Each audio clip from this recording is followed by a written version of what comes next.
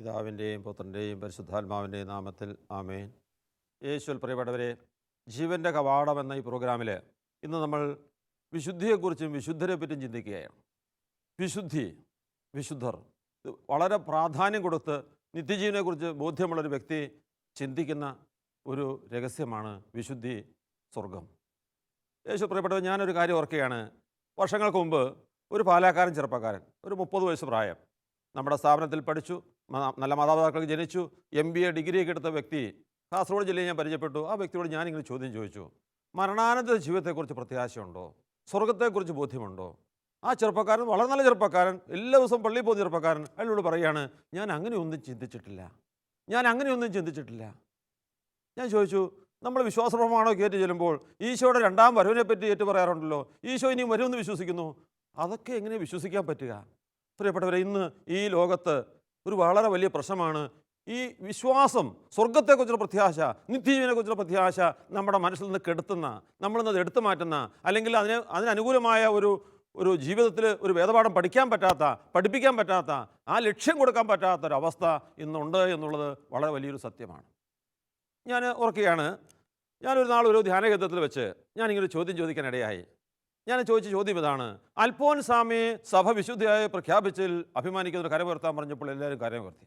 ആ ചെറിയ സമൂഹത്തിൽ ഞാൻ വീണ്ടും ചോദിച്ചു, എന്തുകൊണ്ടാണ് നിങ്ങൾ അൽഫോൻസാമയെ വിശുദ്ധിയായി പ്രഖ്യാപിച്ചതിൽ അഭിമാനിക്കാൻ കാരണം? എന്താ കാരണം എന്ന് ചോദിച്ചപ്പോൾ ചിലർ പറഞ്ഞു, അൽഫോൻസാമ പീഡിയാട്രീഷ്യനാണ്, കൊച്ചു കുട്ടികൾക്ക് രോഗം വന്നാൽ അവിടെ ചെന്നാൽ രോഗശാന്തി ഉറപ്പാണ്. എൻ്റെ ജീവിതത്തിൽ അനുഭവമുണ്ട്. എൻ്റെ മകളുടെ കുട്ടി ഉണ്ടായി 3 മാസം നിരന്തരമായ കരച്ചിൽ, മാമോദീസ പോലും നടത്താൻ പറ്റാത്ത അവസ്ഥയിൽ ആ കല്ലറയിൽ കിടത്തി കരഞ്ഞ് പ്രാർത്ഥിച്ചു. തത്സമയം യേശു അവളെ സൗഖ്യപ്പെടുത്തി. Hallelujah, hallelujah, hallelujah. പ്രിയപ്പെട്ടവരെ, വേറെ അമ്മച്ചി പറഞ്ഞതല്ല, ലെക്സ് പ്രസിസ്റ്റ, കാല് വളഞ്ഞിരിക്കുന്നവർ അവിടെ ചെന്നാൽ രോഗശാന്തി ഉറപ്പാ. ശരിയാ, എത്രയോ അത്ഭുതങ്ങൾ നമ്മൾ കാണുന്നു. പ്രിയപ്പെട്ടവർ, ഇങ്ങനെ ഈ ഭൗതിക അനുഗ്രഹങ്ങൾ മാത്രം കാണുന്ന ഈ വേളയിൽ ഞാൻ ഓർക്കുകയാണ്, ആ അൽഫോൻസാമയുടെ നാമകരണ ദിവസത്തിൽ ഒരുപാട് പ്രഭാഷണങ്ങൾ ഞാൻ കാസർഗോഡ് ജില്ലയിൽ TV-യിലൂടെ ഞാൻ കേൾക്കുന്നത്. ഞാൻ അന്ന് കാസർഗോഡിൽ താമസിക്കുക. അപ്പോൾ അവിടെ Indian president doctor Abdul Kalam വന്നിട്ടുണ്ടായിരുന്നു. ആ വ്യക്തി പ്രസംഗിച്ച പ്രസംഗമാണ് എന്നെ ഏറ്റവും കൂടുതൽ ആകർഷിച്ചതും ഏറ്റവും കൂടുതൽ ആത്മീയതും എന്ന് പറയാൻ എനിക്ക് മടിയില്ല. കാരണം ആ വ്യക്തി പ്രസംഗത്തിൽ പറയുകയാണ്, അൽഫോൻസാമ ഈ ഭൂമിയിലുള്ള ജനങ്ങൾക്കൊരു വളരെ വലിയ മാതൃകയാണ്. ആ അൽഫോൻസാമ എത്തിയ സ്ഥലം സ്വർഗമെങ്കിൽ അത് ഈ ഭൂമിയിൽ ജീവിക്കുന്ന നമുക്കെല്ലാം ഒരു ഉന്നതമായ ബോധ്യം നൽകുന്നു. ആ അൽഫോൻസാമയുടെ ജീവിതം നമ്മൾ ജീവിതത്തിൽ പകർത്തേണ്ടതാണ് എന്ന് പറയാൻ സാധിച്ചത് ആ അബ്ദുൽ കലാം എന്ന ദൈവവിശ്വാസിക്കാണ് എന്നത് വളരെ അഭിമാനകരമായി നമ്മൾ ചിന്തിക്കേണ്ട കാര്യമാണ്. Hallelujah, hallelujah. യേശുവേ നന്ദി, യേശുവേ സ്തോത്രം. പ്രിയപ്പെട്ടവരെ, ഞാൻ വീണ്ടും ഈ ധ്യാന ടീമിൽ ചോദിച്ചു, എന്തുകൊണ്ടൊക്കെയാണ് അൽഫോൻസാമയെ സഭ വിശുദ്ധിയെ പ്രഖ്യാപിച്ചത്? അപ്പോൾ ചിലർ പറഞ്ഞു, അതാ മലയാളത്തിൽ കാര്യം പറയാം. അൽഫോൻസാമ മലയാളിയായതുകൊണ്ട് നമുക്ക് മലയാളത്തിൽ മധ്യസ്ഥ പ്രാർത്ഥനയ്ക്ക് കാര്യങ്ങൾ പറയാം. ശരി, അതും നല്ലത്. അങ്ങനെ ചോദിച്ചു വന്നപ്പോൾ ഒരു പെൺകുട്ടി, ഒരു 20-22 വയസ്സ്, നല്ല മിടുക്കി പെൺകുട്ടി, അവൾ എണീറ്റ് എന്ന് പറഞ്ഞ സാക്ഷ്യം. പ്രിയപ്പെട്ടവരെ, നമ്മൾ ഓരോരുത്തരും ചിന്തിക്കേണ്ട കാര്യമാണ്. ഇന്ന് 70, 80, 100 വയസ്സുള്ള അപ്പച്ചന് പോലും സ്വർഗത്തെക്കുറിച്ച് പ്രത്യാശയില്ല, നിത്യരക്ഷയെക്കുറിച്ച് പ്രത്യാശയില്ല. ഈ പ്രാർത്ഥനാ വേളയിലൊക്കെ ചില അപ്പച്ചന്മാർ മരിക്കാൻ കിടക്കുക. പ്രാർത്ഥിക്കുമ്പോൾ ഞാൻ ചെന്നു ഓർക്കുകയാണ്, കാഞ്ഞങ്ങാട് ഒരു ഹോസ്പിറ്റലിൽ ഒരു 80 വയസ്സുള്ള അപ്പച്ചൻ മരിക്കാനായി കിടക്കുക. ഈ അപ്പച്ചൻ്റെ അമ്മച്ചി മരിച്ചിട്ട് 10 വർഷമായി. 3 മക്കള്, അവരുടെ മക്കള്, ഇവരെല്ലാം ചുറ്റും നിൽക്കുന്നു. ഒരു ധ്യാനം കൂടിയ വ്യക്തി അവിടെ എന്നെ പ്രാർത്ഥിക്കാൻ കൊണ്ടുപോയി. ഈ അപ്പച്ചന് വേണ്ടി പ്രാർത്ഥിക്കാൻ തയ്യാറായി. ബോധം കെട്ട് കിടക്കുന്ന അപ്പച്ചൻ ഞാൻ ചെന്നപ്പോൾ തെളിഞ്ഞിരിക്കുക, ബോധമുണ്ട്. ഞാൻ ചോദിച്ചു, അപ്പച്ച ഒന്ന് പ്രാർത്ഥിക്കട്ടെ? പ്രാർത്ഥിച്ചോ മോനെ? എന്തിനു വേണ്ടിയാണ് പ്രാർത്ഥിക്കണ്ടേ? ഒരു 10 വർഷം കൂടി ജീവിക്കാൻ വേണ്ടി പ്രാർത്ഥിക്കടാ. പ്രിയപ്പെട്ടവരെ, യേശു വിളിച്ചാലും ദൈവം വിളിച്ചാലും പോകാത്ത ജീവിതങ്ങൾ, സ്വർഗത്തെക്കുറിച്ച് പ്രത്യാശയില്ല, തിരിച്ചറിവില്ല. ഈ ലോകത്തിന് വേണ്ടി കുറച്ച് നല്ല ഭക്ഷണം കഴിക്കാൻ, കുറച്ച് നാളും കൂടി ജീവിക്കാൻ, കുറച്ച് നാളും കൂടെ പാപം ചെയ്യാൻ വേണ്ടി ജീവിക്കണമെന്നൊരു ആഗ്രഹം മനസ്സിൽ കിടക്കുക. പ്രിയപ്പെട്ടവരെ, ആ സമയത്താണ് ഇതാ ധ്യാനം കൂടി നിത്യരക്ഷയെക്കുറിച്ച് ബോധ്യം കിട്ടിയ ഈ പെൺകുട്ടി പറയുക, ബ്രദറെ, എനിക്ക് കിട്ടിയ ആശീർവാദമൊന്നുമല്ല, ഞാൻ പറഞ്ഞോട്ടെ? മോളെ, നീ പറഞ്ഞു. അവൾ പറയുകയാണ്, അഭിമാനത്തോടെ ഞാൻ നിങ്ങളുടെ മുന്നിൽ സാക്ഷ്യപ്പെടുത്തുകയാണ്. അവൾ പറയുകയാണ്, അൽഫോൻസാമ ഒരു പാലാക്കാരി, ഒരു ഭരണങ്ങാനംകാരി അൽഫോൻസാമയ്ക്ക് വിശുദ്ധിയാകാമെങ്കിൽ എന്തുകൊണ്ട് എനിക്കൊരു വിശുദ്ധിയായിക്കൂടാ? യേശു കുരിശിൽ മരിച്ചത് ഈ അൽഫോൻസാമയ്ക്ക് വേണ്ടി മാത്രമല്ല. അൽഫോൻസാമ സ്വർഗത്തിൽ പോയാൽ അൽഫോൻസാമയ്ക്ക് കൊള്ളാം. അൽഫോൻസാമയ്ക്ക് സ്വർഗത്തിലെത്തി ദൈവത്തെ കാണാം, സ്തുതിക്കാം, ആരാധിക്കാം. ആ ഒരു ഭാഗ്യം അൽഫോൻസാമയ്ക്ക് കിട്ടി എന്നല്ലാതെ എനിക്ക് ലഭിക്കണമെന്നില്ല. ഞാൻ നരകത്തിൽ കടന്നിട്ട് പാപം ചെയ്ത് അശുദ്ധിയിൽ ജീവിച്ച് നരകത്തിൽ പോയിട്ട് അൽഫോൻസാമ സ്വർഗത്തിലുണ്ടെന്ന് പറഞ്ഞിട്ട് എനിക്കൊരു കാര്യമില്ല.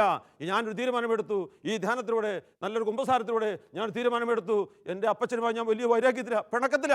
ആ അപ്പച്ചനോട് ഞാൻ പൂർണ്ണമായി ക്ഷമിക്കും. ഇന്ന് പോയി അപ്പച്ചൻ്റെ കാല് പിടിച്ച് മാപ്പ് ചോദിക്കും. ആ അപ്പച്ചനെ ആയിരിക്കുന്ന അവസ്ഥയെ സ്നേഹിച്ചുകൊണ്ട് എനിക്കും ഒരു വിശുദ്ധിയാകണം, എനിക്കും അല്പൊരു പോലെ ഒരു നാൾ സ്വർഗത്തിലെത്തണം എന്ന യുവതി പറഞ്ഞ പറച്ചിൽ നമ്മൾ എത്ര പേർക്ക് നെഞ്ചത്തെ കൈവച്ച് പറയാൻ സാധിക്കും?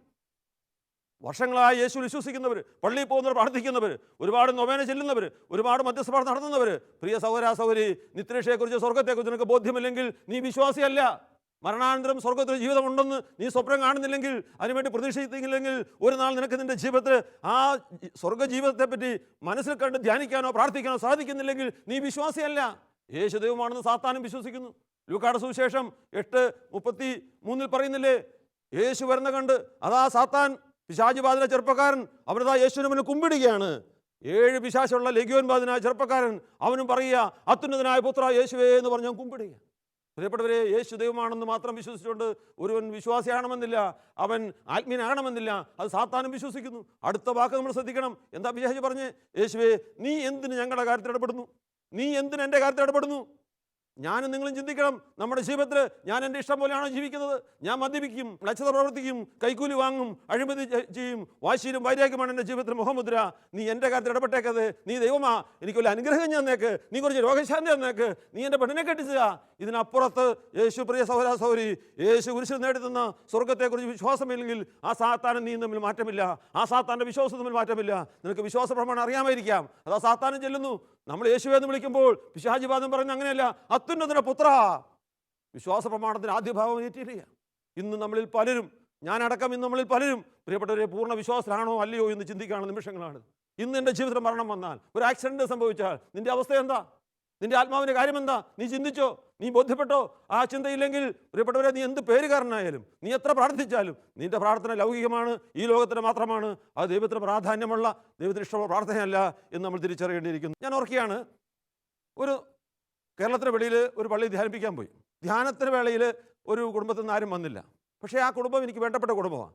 ഞാൻ ഇവിടെ കേരളത്തിലേക്ക് ബസ് കയറുന്നതിന് മുമ്പ് ചെറിയൊരു 15 മിനിറ്റ് സമയത്ത് ആ ഭവനത്തിൽ കടന്നു ചെന്നു അവിടുത്തെ വിശേഷം അറിയാൻ. അപ്പോൾ ആ വീട്ടിലെ ചേച്ചി എന്നോട് പറയുകയാണ്, എൻ്റെ മൂത്ത മകളായത്, ഇവിടെ അടുത്ത വർഷം കോളേജിൽ ചേരുക, ബ്രദറെ അവൾക്ക് വേണ്ടി പ്രാർത്ഥിക്കണം, അവൾക്ക് വേണ്ടി നല്ലോണം ധ്യാനിപ്പിക്കണം. അവളെ 5-10 മിനിറ്റ് സമയം ഞാനിവിടെ ധ്യാനിപ്പിക്കണം. ചേച്ചി, ഈ ധ്യാനവേളയിൽ ചേച്ചി എവിടെയായിരുന്നു? മകളെവിടെയായിരുന്നു? അപ്പോൾ ഞങ്ങൾ ട്യൂഷന് പോയി. പ്രിയപ്പെട്ടവരെ, വേദപാഠം വേണ്ട, യേശുവിൻ്റെ വചനം വേണ്ട, പള്ളി വേണ്ട, ക്രിസ്ത്യൻ ധ്യാനം വേണ്ട, ട്യൂഷൻ മതി. അത് ആ പെൺകുട്ടി, നല്ല മിടുക്കി സുന്ദരിയായ പെൺകുട്ടി, അവളെ വളരെ അകലേക്ക് ഒരു കോളേജിലേക്ക് പറഞ്ഞു വിടുമ്പോൾ അമ്മയുടെ മനസ്സിൽ നൊമ്പരം, വല്ലതും തെറ്റിപ്പോയെങ്കിലോ പറ്റിപ്പോയെങ്കിലോ. എന്നോട് പറയുക, ധ്യാനിപ്പിക്കണം, ഈ 10 മിനിറ്റ് ഉണ്ടെങ്കിൽ ധ്യാനിപ്പിക്കാൻ പറ്റും. ഞാൻ പറഞ്ഞു, അമ്മച്ചി വിഷമിക്കണ്ട, ഒരു നല്ല വഴി ഞാൻ പറഞ്ഞുതരാം. അമ്മച്ചി, ആ മര്യാദഗുരുവത്തെപ്പറ്റി ശരിക്കും പറഞ്ഞു കൊടുക്ക്, ആ മര്യാദഗുരുവത്തെപ്പറ്റി ശരിക്കും പറഞ്ഞു കൊടുക്കാം അമ്മച്ചി, അത് മതി ധ്യാനമായി. യേശു പ്രിയപ്പെട്ടവരെ, ഒരു ധ്യാനമാണ് മര്യാദഗുരുവത്തിൻ്റെ ജീവിതം. ഈ വിശുദ്ധരെപ്പറ്റി നമ്മൾ പഠിക്കണം, ആ വിശുദ്ധിയായിട്ട് പഠിക്കണം, എങ്ങനെ ഒരു സ്വർഗത്തിലെത്തിയെന്ന് നമ്മൾ മനസ്സിലാക്കണം. ഞാനിങ്ങനെ പറഞ്ഞു കൊടുത്തു, അമ്മച്ചി ആ മര്യാദഗുരുവത്തെപ്പറ്റി ശരിക്കും പറഞ്ഞു കൊടുക്കാം അമ്മച്ചി, ഒരു പെൺകുട്ടിക്ക് അത് കേട്ടാൽ പിന്നെ എങ്ങനെ പാപം ചെയ്യാൻ പറ്റും? അപ്പോൾ ഈ അമ്മച്ചിയോട് ചോദിക്കുക, മര്യാദഗുരുത്തി ആരാ? 3-4 പിള്ളേരുടെ അമ്മ, 5 പിള്ളേരുടെ അമ്മ മര്യാദഗുരുത്തി ആരെന്നറിയുന്നില്ലെങ്കിൽ, ഒരു വിശുദ്ധി എങ്ങനെ വിശുദ്ധിയാണെന്ന് അറിയുന്നില്ലെങ്കിൽ അവളെന്ത് വിശ്വാസിയാ? യേശു പ്രിയപ്പെട്ട സഹോദരാ, നമുക്കറിയാം മര്യാദഗുരുത്തി, അവളെ അമ്മ അവൾക്ക് കൊടുത്തു വിശ്വാസം, അവൾക്ക് കൊടുത്തു വിശുദ്ധിയെക്കുറിച്ച് ബോധ്യം, സ്വർഗത്തെക്കുറിച്ച് പ്രത്യാശ. അവളോട് പറഞ്ഞില്ലേ, മോളെ, നീ ഒരു പാപം ചെയ്തു എന്ന് ഞാൻ അറിയുന്നേക്കാൾ എനിക്ക് സന്തോഷം നീ മരിച്ചു എന്നറിയുന്നതാണ്. മരിക്കേണ്ടി വന്നാലും മോളെ പാപം ചെയ്യരുത്, നല്ലവണ്ണം വസ്ത്രം ധരിക്കണം, വിശുദ്ധിയോടെ ജീവിക്കണം, നിന്റെ ശരീരം ദൈവം വസിക്കുന്ന ആലയമാ. അവൾക്ക് വേണ്ടി വേണ്ട വേദപാഠം മകൾക്ക് അമ്മ വീട്ടിൽ നിന്ന് കൊടുത്തു. പ്രിയപ്പെട്ട, വീട്ടിലാണ് അമ്മമാർ വേദപാഠം കൊടുക്കേണ്ടത്. ആ പെൺകുട്ടി വളർന്നു വലുതായി, സുന്ദരിയായ പെൺകുട്ടി. അപ്പോൾ അതാ അയലോക്കംകാരൻ അലക്സാണ്ടർ, അവന് വലിയ കാമാസക്തി, അവൻ ഇവിടെ ലൈനടിച്ചു നോക്കി, പല പ്രാവശ്യം പല തരത്തിൽ പല കെണികളും ചതികളും വെച്ച് നോക്കി. അവൾ പറഞ്ഞു, അലക്സാണ്ടറെ, നീ ഞാൻ പാപം ചെയ്യാൻ സമ്മതിക്കില്ല, നീ എൻ്റെ ഫ്രണ്ടാ, പക്ഷേ പാപം ചെയ്യാൻ സമ്മതിക്കില്ല, ഇത് ദൈവം വസിക്കുന്ന ആലയമാ, അശുദ്ധി എനിക്ക് ഇഷ്ടമല്ല, എനിക്കൊരു വിശുദ്ധിയാകണം. ഇവൻ പിന്നെയും പല നാളുകളിൽ പല കാലങ്ങളിൽ നിരവധി പ്രേരണകൾ. ഒരു പക്ഷേ അന്ന് മൊബൈൽ ഫോണില്ല, അല്ലെങ്കിൽ അതും കൊടുത്തേനെ. പ്രിയപ്പെട്ടവരെ, ഇന്ന് മൊബൈൽ ഫോൺ കൊടുത്താണ് ഒരുപാട് പെൺപിള്ളേരെ ഇതാ മറ്റ് പാപികൾ നയിക്കുന്നത്. ഈ ഒരു അവസ്ഥയിൽ അതാ അവൻ മടുത്തു, അവൻ്റെ ലൈനിൽ വീഴുന്നില്ല, പാപം ചെയ്യാൻ സമ്മതിക്കുന്നില്ല. അവളൊരു നാൾ അവൻ കടാരിയമായിട്ട് വന്നു, മരിയ, നീ എന്നോടുകൂടി പാപം ചെയ്യാൻ അകത്തെ മുറിയിലേക്ക് വന്നില്ലെങ്കിൽ നിന്നെ ഞാൻ കൊല്ലും. മരിയ പറഞ്ഞു, ചിരിച്ചുകൊണ്ട് പറഞ്ഞു, നിനക്ക് എന്നെ കൊല്ലാം അലക്സാണ്ടറെ, പക്ഷേ പാപം ചെയ്യാൻ സാധ്യമല്ല. ഇതാ പ്രിയപ്പെട്ടവരെ, സ്വർഗത്തെക്കുറിച്ച് ബോധ്യമുള്ള ഒരു വ്യക്തിയുടെ ജീവിതം, നിത്യരക്ഷയെക്കുറിച്ച് ബോധ്യമുള്ള വ്യക്തിയുടെ ജീവിതം ഇതാ. അല്ല, കാണുന്നതെല്ലാം കണ്ട്, കാണുന്നതെല്ലാം കേട്ട്, കാണുന്നതെല്ലാം തൊട്ട്, എവിടെയെല്ലാം തൊട്ട് സുഖിച്ച് നശിച്ച് നരകത്തിൽ പോകുന്നതല്ല ഒരു വിശ്വാസിയുടെ ജീവിതം. ഞാൻ എന്തെങ്കിലും നമ്മുടെ മക്കൾക്ക് നമ്മുടെ വീട്ടിൽ പറഞ്ഞു കൊടുക്കേണ്ട സുവിശേഷമായത്. ഈ ഒരു ബോധ്യം എനിക്ക് നിനക്കുമുണ്ടോ? അത് എങ്ങനെയെങ്കിലും പഠിച്ചോട്ടെ, എങ്ങനെയെങ്കിലും ജീവിച്ചോട്ടെ, അവസാനം നമുക്ക് നോക്കാം. ആ നല്ല കള്ളനെ പോലെ ഒരു സൗഭാഗ്യം നിനക്ക് ലഭിക്കുന്നത് എന്താ ഉറപ്പ്? ഒരു സൗഭാഗ്യം ലഭിക്കുന്നത് എന്താ ഉറപ്പ്? അതുകൊണ്ട് തന്നെ പ്രിയപ്പെട്ടവരെ, ഈ ഭൂമിയിൽ തന്നെ വിശുദ്ധിയോടെ ജീവിക്കാൻ ഒരു ആത്മശക്തിക്ക് വേണ്ടി പ്രാർത്ഥിക്കേണ്ടിയിരിക്കുന്നു.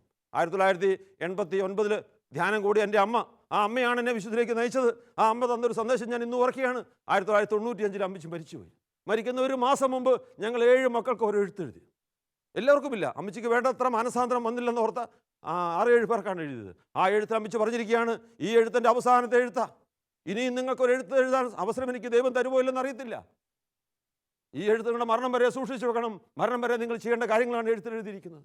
പ്രിയപ്പെട്ടവരെ, അമ്മമാരെ, ഈ വചനം കേൾക്കുന്ന അമ്മമാരെ, നിങ്ങളുടെ മക്കളെ വിശുദ്ധിയിൽ വളർത്താനുള്ള അധികാരം, അഭിഷേകം നിങ്ങൾക്ക് ദൈവം തന്നിരിക്കുക.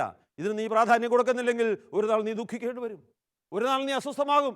അത് ആത്മഹത്യ ചെയ്തു, കാണാനില്ല, ഒളിച്ചുപോയി. ഒരുപാട് അമ്മച്ചിമാർ ധ്യാനകത്തിൽ എൻ്റെ അടുത്ത് വന്നിട്ടുണ്ട്. എൻ്റെ മകളെ തട്ടിക്കൊണ്ടുപോയി, കാണാനില്ല, ഒളിച്ചുപോയി, അവൾക്ക് എയ്ഡ്സ എന്ന് വരെ പറഞ്ഞു വന്നിട്ടുണ്ട്. പ്രിയപ്പെട്ടവർ, കൊച്ചു പെമ്പിള്ളേർ എയ്ഡ്സിൽ അടിമപ്പെടുക, തെറ്റായ സ്നേഹബന്ധങ്ങൾക്ക് അടിമപ്പെടുക. അതിനുശേഷം പ്രാർത്ഥിച്ച് രോഗശാന്തി വരെ ഉണ്ടോ എയ്ഡ്സ് മാറ്റാൻ?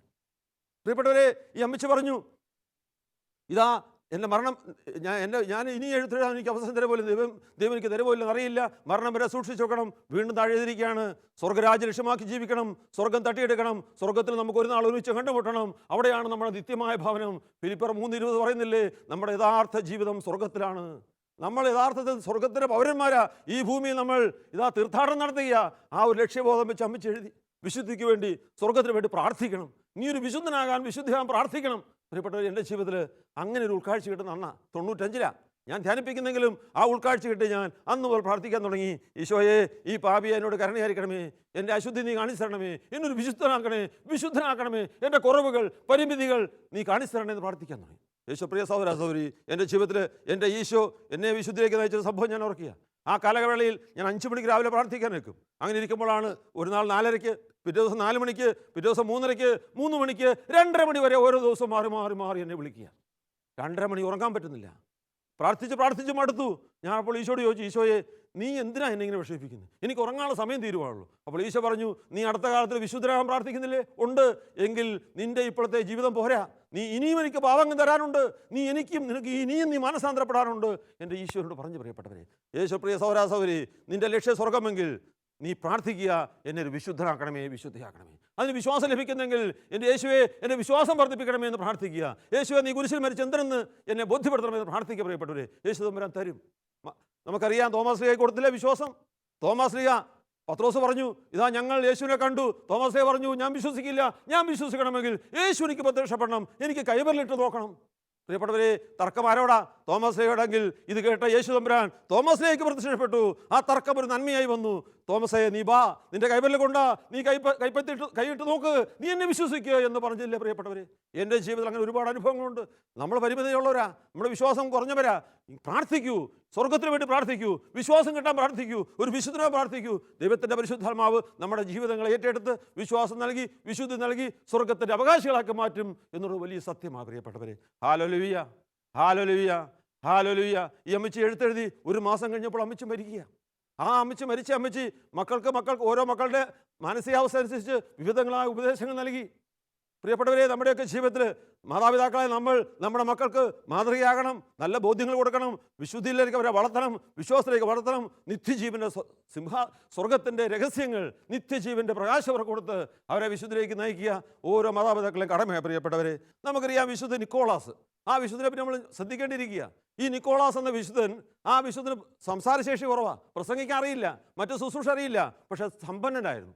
വിശുദ്ധിയെക്കുറിച്ച്, സ്വർഗത്തെക്കുറിച്ച് ബോധ്യം കിട്ടിയ ആ വിശുദ്ധനുണ്ടല്ലോ, ദേവാലയങ്ങളിൽ പോയി എല്ലാ ദിവസവും കുർബാനയിൽ പങ്കെടുത്ത് പ്രാർത്ഥിക്കുന്നതെന്നറിയാമോ? എൻ്റെ യേശുവേ, നീ എനിക്ക് ഒരുപാട് സമ്പത്ത് തന്നല്ലോ, ഈ സമ്പത്ത് എനിക്ക് പാവങ്ങൾക്ക് കൊടുക്കാൻ അവസരം തരണമേ. യേശുവേ, ഇന്ന് ഒരു 10 പാവപ്പെട്ടവരെ എൻ്റെ മുന്നിലേക്ക് കൊണ്ടുവരണം കർത്താവേ. അവർക്കൊക്കെ സംഭാവന കൊടുത്ത്, അവരുടെ ആവശ്യങ്ങൾക്ക് വേണ്ടി പണം കൊടുത്ത് എനിക്ക് നിൻ്റെ പക്കലെത്തണം, എൻ്റെ സ്വത്ത് കൊണ്ട് നിന്നെ ശുശ്രൂഷിക്കണം. പ്രിയപ്പെട്ടവർ, നമ്മളെങ്ങനെ പ്രാർത്ഥിക്കുക? പള്ളിയിൽ പോയി പ്രാർത്ഥിക്കുക, എൻ്റെ ദൈവമേ, ഇന്നൊരു ശല്യത്തിന് എൻ്റെ വീട്ടിലേക്ക് വിടല്ലേ, ആരെയും കൈനീട്ടാൻ വിടല്ലേ എന്ന് നമ്മൾ പ്രാർത്ഥിക്കുമ്പോൾ, പ്രിയപ്പെട്ടവരെ, സ്വർഗത്തെക്കുറിച്ച് പ്രത്യാശയുള്ള വ്യക്തി, നിത്യജീവനെക്കുറിച്ച് പ്രത്യാശയുള്ള വ്യക്തി, അവൻ മറ്റുള്ളവരെ സഹായിക്കാൻ, അവൻ്റെ വേദന, അവൻ്റെ കണ്ണീരൊപ്പാൻ, അവൻ്റെ ജീവിതത്തിൽ ഇറങ്ങിച്ചെന്ന് അവനെ സഹായിക്കാൻ വേണ്ടി ഒരുങ്ങുന്ന വ്യക്തിയാണ്. മദർ തെരേസ പറയുന്ന കാര്യമില്ലേ, ഞാൻ എല്ലാ ദിവസവും ബലിയിൽ വിശുദ്ധ കുർബാനയിൽ പങ്കെടുത്ത് ശക്തി സ്വീകരിച്ചു കഴിയുമ്പോൾ എന്നോട് ഈശോ പറയുക, ഇതാ ഞാൻ പെരുവഴി കിടക്കുന്നു, പെരുവഴി കിടക്കുന്ന പാപികൾ, രോഗികൾ, കുഷ്ഠരോഗികൾ, അവരിൽ യേശുവിനെ കാണാൻ മദർ തെരേസയ്ക്ക് ശക്തി കിട്ടി. ഒരു നാൾ മദർ തെരേസ പറഞ്ഞ പ്രസംഗം ഞാൻ ഓർക്കുക. ആ മദർ തെരേസ എങ്ങനെ വിശുദ്ധിയായി? പ്രിയപ്പെട്ടവരെ, മദർ തെരേസ പറയുകയാണ്, നിങ്ങൾക്ക് പാവപ്പെട്ടൊരു വ്യക്തിയിൽ യേശുവിനെ കാണാൻ സാധിക്കുന്നില്ലെങ്കിൽ നിങ്ങൾ എത്ര പള്ളിയിൽ പോയാലും ദൈവത്തെ കാണാൻ സാധ്യമല്ല. നിങ്ങൾക്ക് കാണാൻ സാധ്യമല്ല. മദർ തെരേസ പറഞ്ഞ പ്രസംഗം ഞാൻ ഓർക്കുക. പ്രിയപ്പെട്ടവരെ, മദർ തെരേസ പറയുകയാണ്, ഒരിക്കലും ബലിയർപ്പണം കഴിഞ്ഞ് 4-5 സിസ്റ്റേഴ്സ് ഒരു അംബാസഡർ കാറിൽ കൽക്കട്ട ടൗണിലൂടെ നീങ്ങുമ്പോൾ അതാ ഒരു ഡെഡ് ബോഡി കിടക്കുന്നു. കമന്ന് കിടക്കുന്ന ഡെഡ് ബോഡി കാക്ക പുഴുവിനെ കൊത്തിപ്പെറുക്കുന്നു. ദൈവം വസിച്ചൊരു ആലയമാണല്ലോ, ഇതിങ്ങനെ കിടക്കുന്ന മോശമാണല്ലോ, കാക്ക കൊത്താൻ പാടില്ലല്ലോ എന്ന് വിചാരിച്ച് ഈ 4 സിസ്റ്റേഴ്സ് കടന്നു ചെന്ന് ഈ മനുഷ്യനെ പിടിച്ച് നേരെ കിടത്തിയപ്പോൾ അയാൾ എന്നെ നോക്കി ചിരിച്ചു. അതാണ് യേശു ക്രിസ്തു. ആ മനുഷ്യൻ മരിച്ചിരുന്നില്ല പ്രിയപ്പെട്ടവരെ. മരണത്തോട് മല്ലടിച്ച് ആ കാക്കയെ പോലെ ഓടിച്ചു വിടാൻ പറ്റാതെ വിശന്ന് വളരെ ജീവിച്ച ആ മനുഷ്യൻ, അതാണ് യേശു എന്ന് അമ്മ പറഞ്ഞപ്പോൾ ഞാൻ നിങ്ങളും വിചാരിക്കണം, നമ്മുടെ അയൽവക്കങ്ങളിൽ എത്രയോ പേര് വേദനിക്കുന്നു, എത്രയോ പേര് കഷ്ടപ്പെടുന്നു. അവരിൽ നിങ്ങൾക്ക് യേശുവിനെ കാണാൻ സാധിക്കുന്നില്ലെങ്കിൽ നീ ഒരു വിശ്വാസിയാണോ? നിന്റെ വിശ്വാസം പൂർണ്ണമാണോ? നീ സ്വർഗത്തിന് അവകാശിയാണോ? നമ്മൾ ഓരോരുത്തരും ചിന്തിക്കേണ്ട കാര്യമാണ് പ്രിയപ്പെട്ടവരെ. യോഹന്നാന്റെ സുവിശേഷം 14:2 പറയുന്നില്ലേ, എൻ്റെ പിതാവിൻ്റെ ഭവനത്തിൽ അനേകം വാസസ്ഥലങ്ങളുണ്ട്, നിങ്ങൾക്കായി വാസസ്ഥലം ഒരുക്കാൻ ഞാൻ പോകുന്നു. പ്രിയപ്പെട്ട, ഏതാ പിതാവിൻ്റെ ഭവനം? എവിടെയാ പിതാവിൻ്റെ ഭവനം? സ്വർഗം. എൻ്റെ പിതാവിൻ്റെ ഭവനത്തിൽ അനേകം വാസസ്ഥലങ്ങളുണ്ട്, നിങ്ങൾക്കായി വാസസ്ഥലം ഒരുക്കാൻ ഞാൻ പോകുന്നു. ഞാൻ പോയതുപോലെ തിരിച്ചു വരും, നിങ്ങളെ ഞാൻ ആയിരിക്കുന്നിടത്തേക്ക് കൂട്ടിക്കൊണ്ടുപോകാൻ. ഈശോയുടെ 2ാം വരവ്. പ്രിയപ്പെട്ടവരെ, ആ യേശുവിൻ്റെ 2ാം വരവ് ഇത് വലിയ സത്യമാണ്. ഇതൊരു സഭ നമുക്ക് തരുന്നൊരു സത്യബോധ്യമാണ്. ഈ ബോധ്യാത്മന സ്വീകരിച്ചുകൊണ്ട് എന്നെൻ്റെ ജീവിതത്തിലേക്ക് മരണം വന്നാലും, എൻ്റെ ജീവിതത്തിൽ എന്നെങ്കിലും ഈശോനെ വിളിച്ചാൽ, ഒരു ലോകാവസാനം സംഭവിച്ചാൽ, എന്ത് സംഭവിച്ചാലും ഇതാ ദാസൻ, ഇതാ ദാസി എന്ന് പറയാനുള്ള ഒരുക്കം നിനക്കുണ്ടോ? അതോ നിൻ്റെ സമ്പത്ത്, നിൻ്റെ വിശ്വാസം നിൻ്റെ പണത്തിലാണോ, നിൻ്റെ മക്കളിലാണോ, നിൻ്റെ ഈ ലോകത്തിൻ്റെ അംഗീകാരത്തിലാണോ? യേശു പ്രിയപ്പെട്ട സഹോദര സഹോദരി, ജീവിക്കുന്നത്ര കാലം ഒരു മന്ദബുദ്ധിയെ പോലെ ജീവിച്ച് നശിക്കാതെ ബോധ്യത്തോടെ, വിശ്വാസത്തോടെ, വിശുദ്ധിയോടെ, പരസ്നേഹത്തിൽ ജീവിച്ച് ഒരു വിശുദ്ധനാകാൻ, സ്വർഗത്തിന് അവകാശിയാകാൻ ദൈവം നമ്മളെ വിളിക്കുക. പ്രിയപ്പെട്ടവരെ, ഈ കാലഘട്ടത്തിൽ ഒരുപാട് പേര് യാക്കോബ് 1:15 ദുർമോഹം ഗർഭം ധരിച്ച് പാപത്തെ പ്രസവിക്കുന്നു, പാപം പൂർണ്ണ വളർച്ചയെത്തുമ്പോൾ മരണത്തെ ജനിപ്പിക്കുന്നു. വളരെ ശ്രദ്ധിക്കേണ്ട കാര്യമാണ്. അവിടെ ഇങ്ങനെ പറയുകയാണ്, യാക്കോബ് 1:15 ദുർമോഹം, എൻ്റെ മനസ്സിലുണ്ടാകുന്ന ദുർമോഹം, എൻ്റെ മനസ്സിലാകുന്ന പാപചിന്ത, മ്ലേച്ഛചിന്ത, ജഡികാസക്തി, പാപ വിചാരങ്ങൾ നമ്മളെ അവൻ ലാസ്റ്റ് മരണത്തിൽ കൊണ്ടെത്തിക്കുന്നു.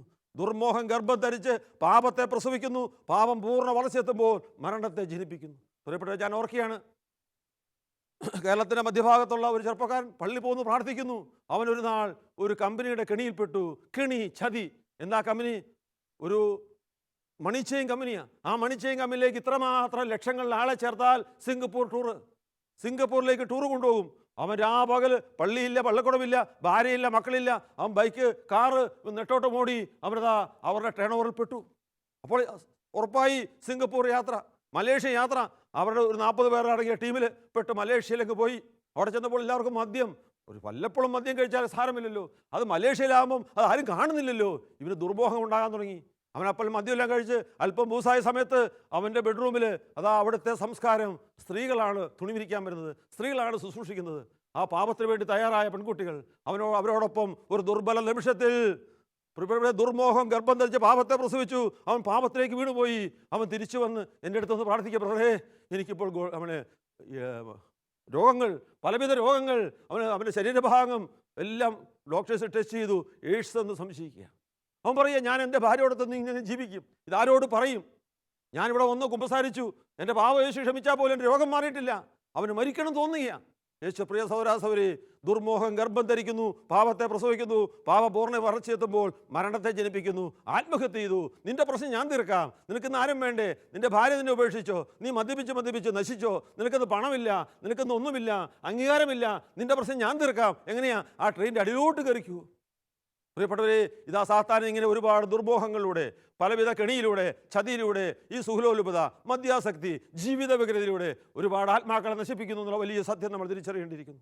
അതിനാൽ തന്നെ ദൈവവചനം കേൾക്കുന്ന നമ്മൾ ഓരോരുത്തരും ഈശോയുടെ സ്നേഹത്തിൽ നിറഞ്ഞ് പാപത്തെ വൃത്തുപേക്ഷിച്ച് അനുദിപ്പിച്ച് ഒരു പുതിയ മനുഷ്യനാകാൻ, ഒരു പുതിയ വ്യക്തിയാകുവാൻ, ഒരു പുതിയ വ്യക്തിത്വമുള്ള വ്യക്തിയാകാൻ നമ്മുടെ ജീവിതം നവീകരിക്കാം, നമ്മുടെ കുടുംബം നവീകരിക്കാം, നമ്മൾ യേശുവിന് സാക്ഷ്യം വയ്ക്കുന്ന വ്യക്തിയായി തീരാം. അതുപോലെ ഞാൻ ഓർക്കുകയാണ്, സ്വർഗത്തെക്കുറിച്ച് പ്രത്യാശ വന്നാൽ നമ്മുടെ ജീവിതത്തിൽ വലിയ സമർപ്പണം സംഭവിക്കും. പ്രിയപ്പെട്ടവർ, ഞാനിങ്ങനെ കാസർഗോഡ് ജില്ലയിൽ നീലീശ്വരത്തിനടുത്ത് ഒരു വിൻസെൻഷൻ ആശ്രമത്തിൽ അവിടെ ക്ഷമിക്കുന്ന സ്നേഹത്തിൽ ക്ലാസ് എടുക്കുമ്പോൾ ആ ക്ലാസ് കഴിഞ്ഞ് ഒരു 1.5 മണിക്കൂർ ക്ലാസ് കഴിഞ്ഞ് ആ സമയത്തേക്ക് ഒരു 10-60 വയസ്സുള്ള ഒരു ചേട്ടൻ്റെ അടുത്തേക്ക് ഓടി വന്നു.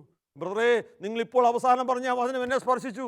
പ്രിയപ്പെട്ട ആ വചനം ഇതാണ്, പ്രഭാഷകന്റെ പുസ്തകം 28:6. പ്രഭാഷകന്റെ പുസ്തകം 28:6. ജീവിതാന്ത്യമോർത്തെങ്കിലും ശത്രുത അവസാനിപ്പിക്കുക. പ്രിയ സഹോദരാ സഹോദരി, നീ ഇന്ന് ശത്രുതയിലാണോ? നീ ഇന്ന് വെറുപ്പിലാണോ? വിദ്വേഷത്തിലാണോ? നിന്റെ അവസാനം എന്നും നിനക്കറിയില്ല. ഒരുപക്ഷെ പ്രായക്കൂടുതലുണ്ട്. ഒരു ആക്സിഡന്റിലൂടെ നിനക്ക് എന്നും അന്ത്യമുണ്ടാകാം. ആ ഒരു ബോധ്യത്തോടെ ജീവിതാന്ത്യമോർത്തെങ്കിലും ശത്രുത അവസാനിപ്പിക്കുക. മരണാനന്തര ജീവിത സ്വർഗത്തിലുള്ള ബോധ്യം നീ സ്വീകരിച്ചുകൊണ്ട് നിന്റെ ശത്രുത അവസാനിപ്പിക്കുക. ഈ ചെറുപ്പക്കാർ 60 വയസ്സുള്ള വ്യക്തി എൻ്റെ അടുത്തേക്ക് വന്നു, ഷർട്ട് ഉയർത്തി ഒരു മുഴം നീളമുള്ള കഠാര എൻ്റെ കയ്യിലേക്ക് തരിക. ഞാൻ ഓർത്ത് ഇയാൾ എന്നെ കുത്താനെടുക്കുകയാണ്. ഞാൻ ചോദിച്ചു, എന്താ ചേട്ടാ? എനിക്ക് പരിചയമുള്ള ചേട്ടനാ, തോമസ് ചേട്ടനാ. എന്താ ചേട്ടാ? ഞാൻ ഇന്ന് ആ വചനം കേട്ടപ്പോൾ തീരുമാനമെടുത്തു. എന്താ ചേട്ടാ തീരുമാനമെടുത്തത്? ഇതെന്താ ഈ കഠാര? അയാൾ പറയുകയാണ്, വർഷങ്ങൾക്ക് മുമ്പ് 10-12 വർഷങ്ങൾക്ക് മുമ്പ് എൻ്റെ അയലൊക്കത്തെ ഒരു സഹോദരൻ, ഒരു ഹൈന്ദവ സഹോദരൻ നാരായണൻ നായർ, അയാൾ വേലി കെട്ടിയപ്പോൾ 2 ഇഞ്ച് മാറി വേലി കെട്ടി. ഞാൻ പോയി ചോദിച്ചപ്പോൾ അയാൾ എന്നോട് ചൂടായി, എന്നെ ചീത്ത വിളിച്ചു. എൻ്റെ സ്ഥലം പോയതും പോരാ, അയാൾ എന്നെ ചീത്ത വിളിച്ചു. ഈ ബോധ്യത്തിൽ ഇതാ സത്യക്രിസ്ത്യാനി ഒരു പുഴ കടാരി, ആ കടാരി വെച്ചുകൊണ്ട് ജീവിക്കുക. പള്ളിയിൽ പോകുമ്പോൾ കടാരി ഇരിക്കുക. എന്തിനാ? ആ ഹൈന്ദവ സഹോദരനെ കുത്തിക്കൊല്ലാൻ. പ്രിയ സഹോദരാ സഹോദരി, ആ മകൻ ദൈവത്തിൻ്റെ വചനം കേട്ടു, ക്ഷമിക്കുന്ന സ്നേഹത്തിൽ ക്ലാസ് കേട്ടു, യേശുവിൻ്റെ സൗജന്യ പാപക്ഷമ, യേശുവിൻ്റെ കുരിശിലെ ക്ഷമ, ഇതെല്ലാം ബോധപൂർവ്വം കേട്ട ഈ ചെറുപ്പക്കാരുണ്ടല്ലോ, ആ കടാരി അവിടെ വെച്ചു. ഞാൻ ആ സഹോദരനോട് ക്ഷമിച്ചെന്ന് മാത്രമല്ല, ആ നാരായണ നാർക്കോട് പ്രാർത്ഥിക്കാൻ തുടങ്ങി. ആ മകനെ ഒരു വിശുദ്ധനാക്കണമെന്ന് പ്രാർത്ഥിക്കാൻ തുടങ്ങി. ആ പ്രിയപ്പെട്ടവരെ, ആ ഒരു വലിയ ക്ഷമ ആ മകൻ ഉൾക്കൊണ്ടുകൊണ്ട് യേശുവിൻ്റെ നാമത്തിൽ പൂർണ്ണമായി ക്ഷമിച്ചപ്പോൾ, ഇത് 60 വർഷം മദ്യപിച്ച മദ്യപാനി ആ തോമസ് ചേട്ടൻ അന്ന് പോലും ഇന്നുവരെ മദ്യപിച്ചിട്ടില്ല. നമ്മുടെ മനസ്സിലുള്ള വെറുപ്പ്, വിദ്വേഷം, പക, ഈ അസൂയ, ഈ അഹങ്കാരമൊക്കെ അല്ലേ എന്നെ നിന്നെ മദ്യപാനിയാക്കിയിരിക്കുന്നത്? നീ യേശുവിനോടൊന്ന് രമ്യതപ്പെടൂ, ദൈവത്തോട് രമ്യതപ്പെടൂ, നീ സ്വർഗത്തെക്കുറിച്ച് ലക്ഷ്യപ്പെടുകൂ, നിത്യജീവനക്ക് ബോധ്യപ്പെടൂ. നിന്റെ ജീവിതത്തിൽ ദൈവത്തിൻ്റെ കുറവ് ഇറങ്ങി വരുമ്പോൾ നിനക്ക് ക്ഷമിക്കാൻ സാധിക്കും. അശുദ്ധി വിട്ടുമാറും, നിന്റെ മദ്യപാനം വിട്ടുപോകും, നിന്റെ പുകവലി വിട്ടുപോകും. വിശുദ്ധിയോടെ വിശ്വാസത്തോടെ നിനക്ക് യേശുവിന് സാക്ഷ്യം വഹിക്കാൻ സാധിക്കും.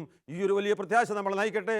അതുകൊണ്ട് എനിക്കൊരു വിശുദ്ധനാകണം, എനിക്കൊരു വിശുദ്ധി വേണം, സ്വർഗ്ഗം ലക്ഷ്യമാക്കി ജീവിക്കണം. ഈ ഒരു തീരുമാനം നമുക്ക് എടുക്കാം. ഈശോ പറഞ്ഞില്ലേ, വിശുദ്ധ മത്തായിയുടെ സുവിശേഷം 5:28, അവിടെ എന്താ പറയുന്നത്? എൻ്റെ സ്വർഗ്ഗസ്വനായ പിതാവ് പരിപൂർണരായിരിക്കുന്ന പോലെ നിങ്ങളും പരിപൂർണരായിരിക്കുവിൻ.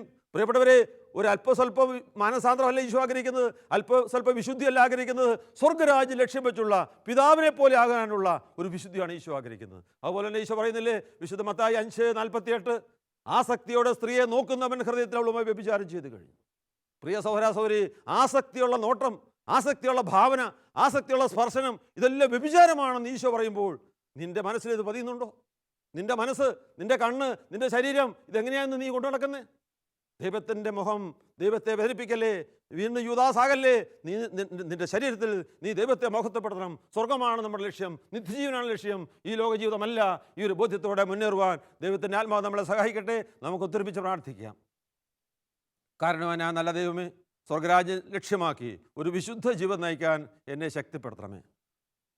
എൻ്റെ ഈശോയെ, എനിക്ക് മുന്നേ ഈ ഭൂമിയിൽ വിശുദ്ധിയോടെ ജീവിച്ച് സ്വർഗത്തിലെത്തിയ സകല വിശുദ്ധരെ ഞാൻ ഓർക്കുന്ന കർത്താവേ, അവരുടെ ജീവിതത്തിൽ അവരെ യേശുവിനെ കെട്ടുവാൻ, സ്വന്തമാക്കുവാൻ, സ്വർഗ്ഗം ലക്ഷ്യമാക്കുവാൻ, സ്വർഗത്തിലെത്തുവാൻ അവർ വലിയ സമർപ്പണം നടത്തിയുള്ള കർത്താവേ, അവരുടെ മനസ്സും ശരീരവും എല്ലാം ദൈവത്തിന് വേണ്ടി ദൈവത്തിൻ്റെ ആലയമാക്കി അവർ സ്വീകരിച്ചുള്ള കർത്താവേ, ഞങ്ങളുടെ ജീവിതങ്ങളെ, ഞങ്ങളുടെ ചിന്തകളെ, ഞങ്ങളുടെ ശരീരത്തെ, ഞങ്ങളുടെ മനസ്സിനെ നീ വിശുദ്ധീകരിക്കണമേ. ഞങ്ങളുടെ കണ്ണ് അങ്ങേ കാണാനുള്ള കണ്ണാണ്, അങ്ങേ കേൾക്കാനുള്ള കാതാണ്, അങ്ങേ പ്രഘോഷിക്കാനുള്ള നാവാണ്, അങ്ങേ മഹത്വപ്പെടുത്താൻ എൻ്റെ ശരീരം ഇത് വിശുദ്ധിയോടെ കൊണ്ടു നടക്കുവാൻ, വിശുദ്ധിയിൽ ജീവിച്ച് സ്വർഗത്തിലൊരു നാളെത്തി അല്പോത്സാമയെ പോലെ എനിക്ക് സ്വർഗത്തിലെത്താൻ ബോധ്യങ്ങൾ നൽകണമേ, അവസരം നൽകണമേ, എൻ്റെ വിശ്വാസം വർദ്ധിപ്പിക്കണമേ.